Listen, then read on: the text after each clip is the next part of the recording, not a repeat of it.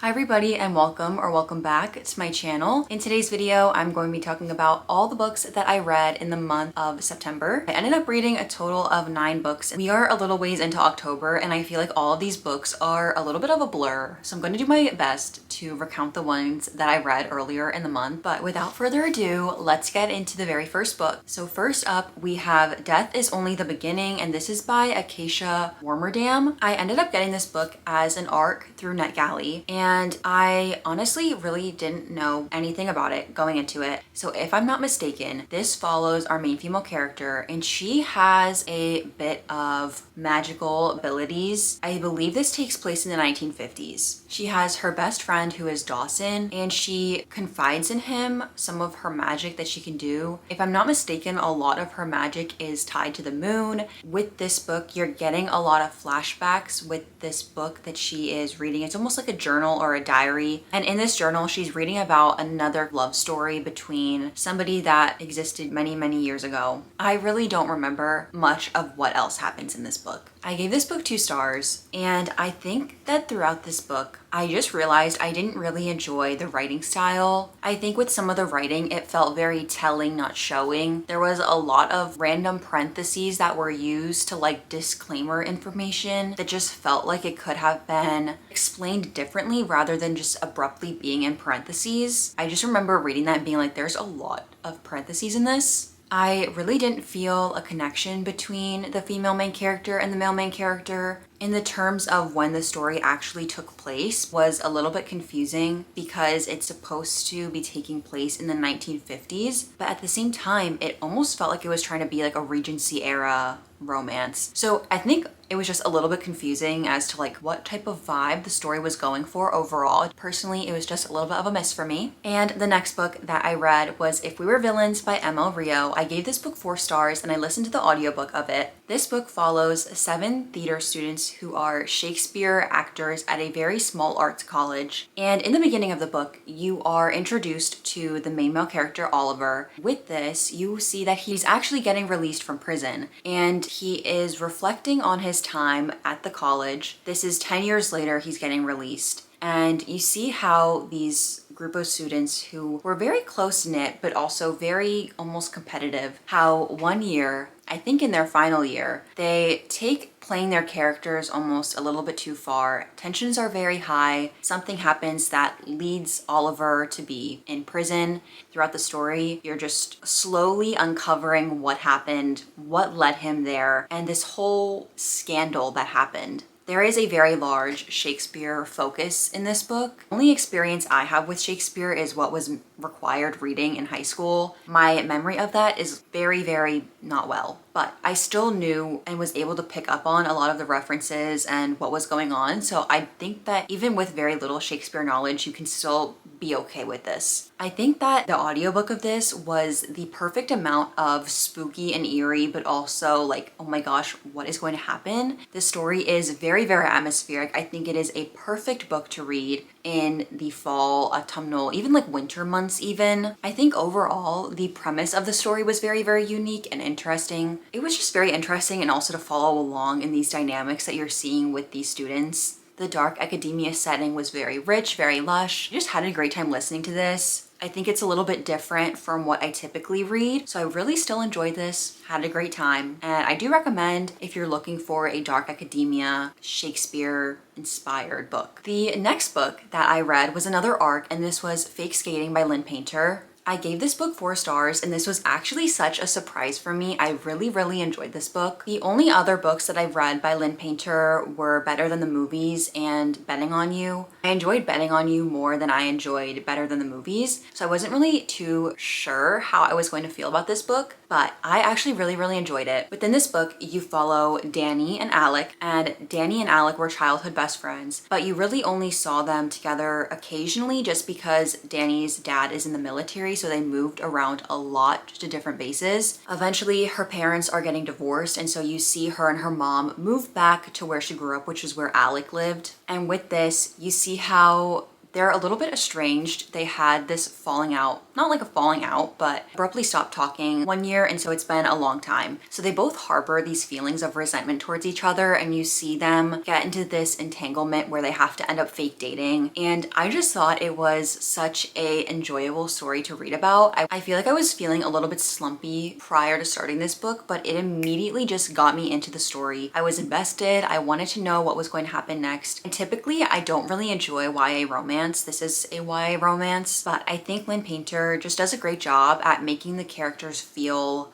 young, but also not like childish in a way, where like they have these experiences and they have these formulative things that have happened to them that make them feel a little bit more mature. I think it was so fun getting to see how Danny and Alec came back into this dynamic that they once had when they were kids. And also you see how Danny is so almost like closed off to everybody, but you see her warm up to these people and really make friends and make a community. I thought it was really sweet, and I really enjoyed this. If you're on the fence about reading this, or if you heard about it, I highly recommend it. I thought it was a very fun and enjoyable book. The next book that I read was Sorcery of Thorns by Margaret Rogerson. I gave this book 2.5 stars. I listened to the audiobook of it. The whole premise of this book is that you are following our main female character, Elizabeth, and she was basically raised in this magical library. The books are almost alive in a sense. Within this world, you have the sorcerers, and then you have the like keepers of the library. Elizabeth wants to be a warden, and the wardens almost like protect the libraries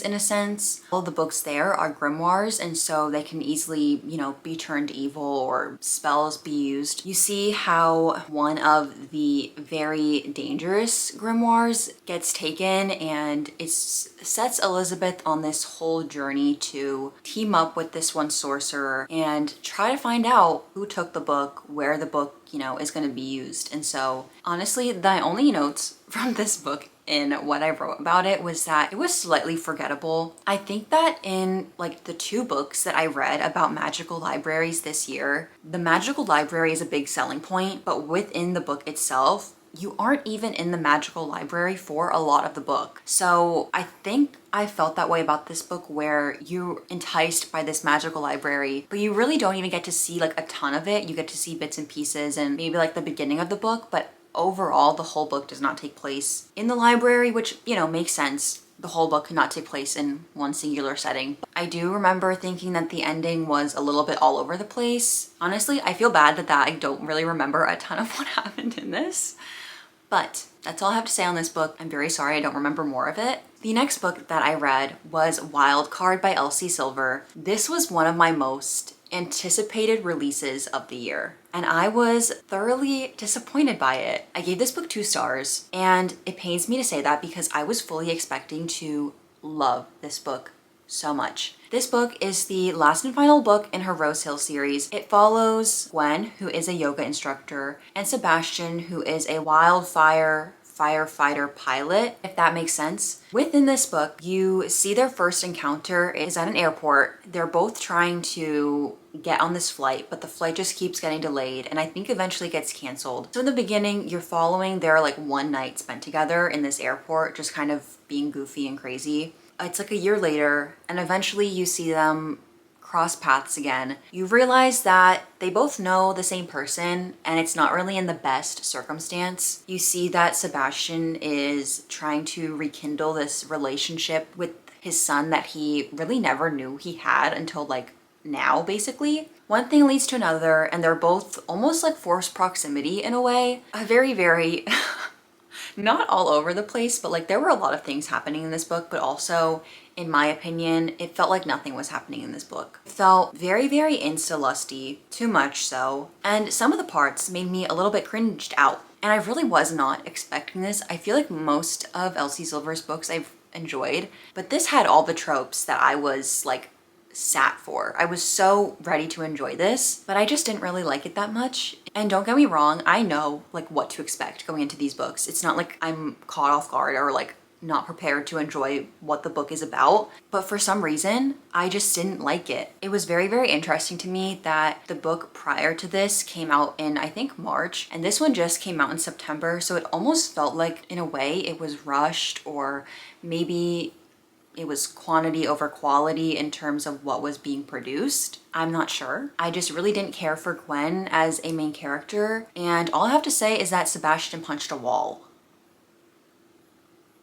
The next book that I read was If It Makes You Happy by Julie Olivia. I gave this book 3 stars. This was another one that I listened to the audiobook of. This book takes place in a small New England town, and you see our main female character is coming to this town to take over her late mother's bed and breakfast. She is struggling with the grief and kind of complexities that come with losing a parent. When she is there, she's meeting everyone that's a part of the town, but more specifically the next door neighbor who is the bakery and the main male character that runs that bakery. You see them meet and kind of help each other in this journey. He's helping her kind of acclimate to running this bed and breakfast, where you see she's kind of sees herself as not a very warm person. So she's like, am I really the best person to do this, until hopefully her sister can take over. It takes place during like the fall months. So it's like September to I think January is when it ends. So I think this is a perfect book for any of like the Burr months, which is like September, October, November, December. Reading this book within that time frame, I think you'll really enjoy it. I think it was very cozy. It was very atmospheric with everything that was going on. There was Halloween, a fall festival. It was just very, very cozy. I know so many people loved this, and don't get me wrong, I enjoyed it too. I think I was just feeling a little bit slumpy when I did listen to this. I wasn't too invested in the romance. I think if I was, I would have enjoyed it a lot more. Also, I will say that this book takes place in the late 90s, which I think was a very unique choice to make, and a very enjoyable choice as well. It was just kind of nice getting to see like not a very modern romance where they're talking about TikTok. I think also when I was listening to this, it just felt like I was kind of forcing myself at times because I just wasn't really in the mood to listen to an audiobook, but I had this through the library, so I wanted to get through it. So I just felt like I was forcing myself when I really shouldn't have. But overall, I don't think you can go wrong with this. It was very enjoyable, very sweet. The next book that I read was The Irresistible Urge to Fall for Your Enemy. This is by Bridget Knightley, and I gave this 3.25 stars. This book is a healer ex-assassin. This is Osric and this is Ariane, and basically within this world and within this magic system, your magic is almost like your, at least the way I pictured it, was like your nerves and your whole entire body system. It almost made it seem like if you're not healed correctly with like an injury, it can disrupt that magic flow. So our main male character is struggling with that, and within this order that he is in, if you ever like lose access to your magic or something happens, you're dead. And so he ends up employing the help of a healer named Oriane. And the whole premise of this book is that they're doing this in secret. They're a part of like an order. So like he's an assassin, she's a healer. Within their orders, they're very much not supposed to be interacting. So it's very secret. This is a rom-com fantasy. There's a lot of banter. It's pretty witty. I will say, if you read this, don't go in expecting a ton of world building. It almost just feels like the world that they're in is just talked about. It's never like fully explained. Just beware, there's not a ton of world building. You're just thrust into the world. This book took me a very, very long time to read. I started this book when it came out in July, and then I put it down to pick up something I was already in the middle of. And then I tried picking it up in August again, had a little bit of trouble getting into it, and then I put it down, and I eventually picked it up back in September. I will say it took me probably around until halfway through to really get into it and to feel invested. I think that's when also more of the banter started to kick in, that I was like enjoying it more. And I will say it almost felt like the end half of the book was totally different from the beginning half. It felt like they were on a different mission. It just felt like very, very different. And I think I preferred the second half to the first half. I will say that once the banter started kicking in for me, I loved the banter. I was giggling. It was funny. I was having a great time reading it. So I think though, overall, this is way more rom-com than it is fantasy. Don't go in expecting a perfect plot, because there will be plot holes. There will be things that you're not really understanding. And that's okay if you're wanting a good time. I think the cover of this is also stunning. It's also very beautiful in my opinion. So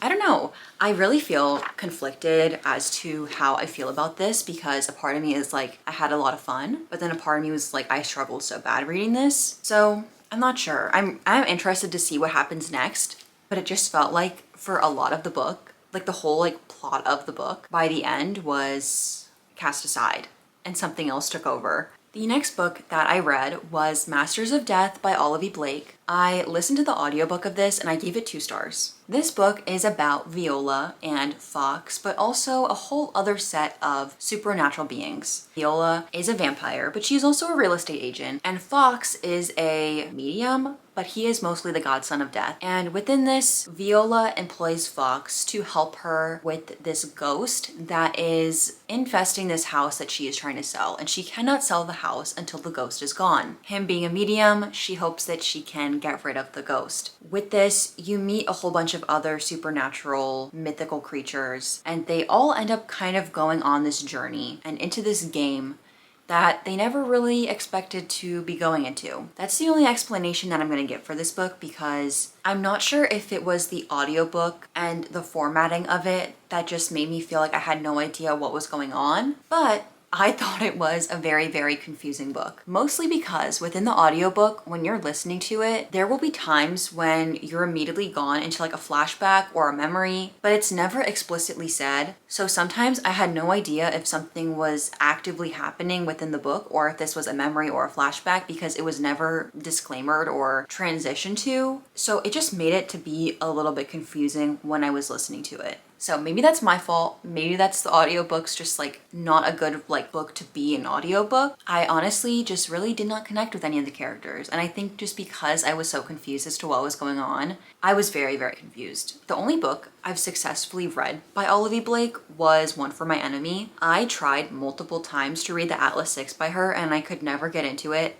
I also tried listening to the audiobook of Gifted and Talented, but just could not get into it. So I think maybe she's just not the author for me. I'm not sure if something about her writing and me just don't click. I know I've seen a lot of other people not enjoy this book either, so I'm not sure if it's the book, I'm not sure if it's me. I tried, I thought the premise was really interesting, but the execution, I had no idea what was going on. The last and final book that I read in September was Hot for Slayer by Ali Hazelwood. This is a short story that she did with Kindle Unlimited, and I think it was a whole other like little mini series that some other authors did as well. I gave this book 4 stars. This is like a 90-page little novella short story about a vampire and a vampire slayer. And within this, you see how they have been in each other's lives for a very long time, with him trying to hunt her. And one day he ends up hitting his head and getting a little bit of amnesia, and she has to kind of help him through this and try to explain to him who she is to him without like telling him that she's a vampire and he's a vampire slayer. So I had a great time reading this. I read part of it and then it was an audiobook as well. So I ended up, I think, finishing it through the audiobook. I think Ali just knows how to write such a fun, enjoyable book. This was a short story, but I still was just so entertained. I think it was the perfect book for a Halloween setting because it does take place on or around Halloween, if I'm not mistaken. I think it was great to see how down bad the main male character was. Just very enjoyable.